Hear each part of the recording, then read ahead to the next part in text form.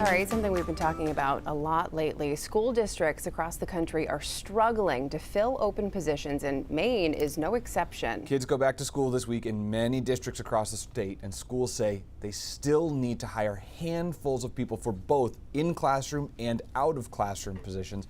Right now, nearly every district is looking for two of the most critical jobs: ed techs and bus drivers. There have been other periods in time when there have been really tight labor markets, but nothing like this. Sorting these words and putting them in place. School districts are struggling to hire for one of the most critical roles: educational technicians. It's one of the most difficult positions to hire right now, and there are such important people in terms of providing direct services to students. This one says Ed techs give extra attention to kids with IEPs, individualized education plans, as well as multilingual students who are still learning English, or those with other behavioral needs. So you may have a student with really unique needs that just needs an extra set of hands in the classroom to ensure that they're getting the most out of their classroom experience. South Portland Superintendent Tim Matheny says their district still needs 10 to 15 of them, and school starts Tuesday. I think it's safe to say that every superintendent is concerned about hiring ed techs and bus drivers, and many superintendents are concerned about hiring teachers. It's a problem the Maine Education Association's director says they've seen coming. Sanford needs 15 ed techs. Bangor needs more than 30.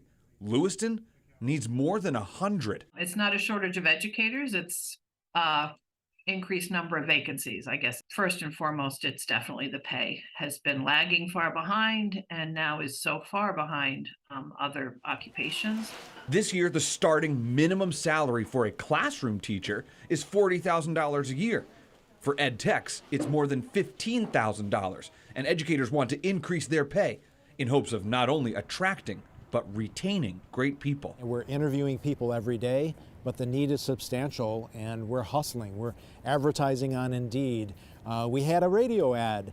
We're doing everything we can to bring in candidates for those positions. When I think about educators, I think they have a couple of superpowers. One is to connect with kids, and one is their incredibly hopeful attitude. They embody hope, and that's really the essence of being an educator.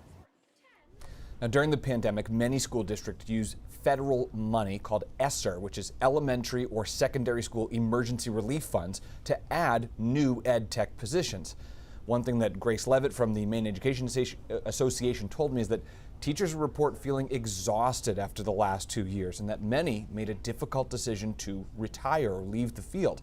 She says she's hearing that part of that exhaustion is due to a general lack of respect for educators, especially what she calls divisive comments at school board meetings.